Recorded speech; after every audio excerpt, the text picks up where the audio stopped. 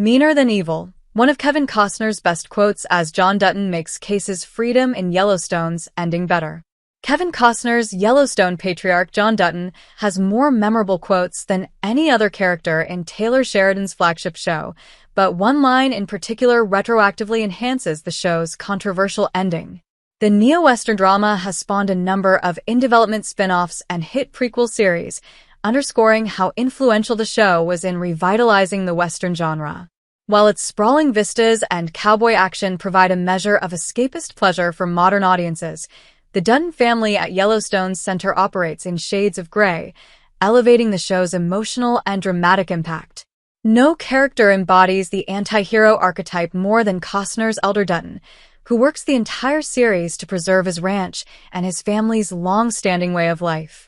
He's willing to use questionable methods to execute his will, but he does still have a moral center that keeps him closer to the straight and narrow than to evil.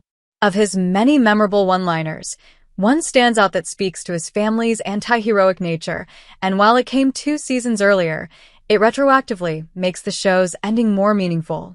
Why John Dutton's meaner than evil line was one of his best. Season 3 of Yellowstone ended with the 3 key Duttons all coming under attack at the same time, and while all 3 survived, it was a grim reminder of the evil in the world that sought to tear their ranch and family apart. One episode earlier, John delivered what proved to be a prophetic line to his son Kayce, as they discussed the horrible business of keeping their land out of the hands of those who would corrupt and destroy it. The title of episode 9 is Meaner Than Evil, and it's pulled directly out of John's words to Kayce.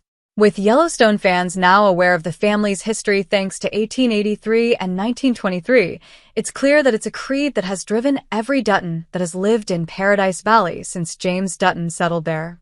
They understand that the world is a desperate, ruthless place, and the only way to survive is to be willing to fight and scrap with the same ruthlessness. As John believes, you may need to do things that might eat at a good person's conscience, and make that personal sacrifice every day to protect yourself, your way of life, and your family. Kayce found a different and better path than John Dutton in Yellowstone's ending.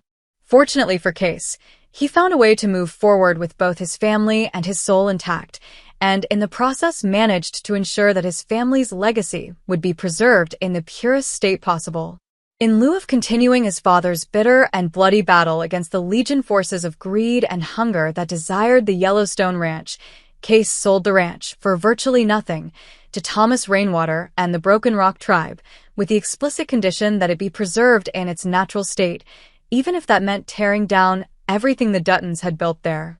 While the Yellowstone series finale was of course forced earlier than it was ever intended, it still managed to at least wrap up the fate of the Dutton Ranch in a satisfying manner. Just as was prophesied at the end of 1883, the land that the Dutton Ranch sat on returned to its original owners, the Black Rock tribe, themselves descendants of the Crow people that originally hunted the valley. Kayce managed to find a way to win without having to be meaner than evil, reconciling his own violent nature with his desire to be a good man.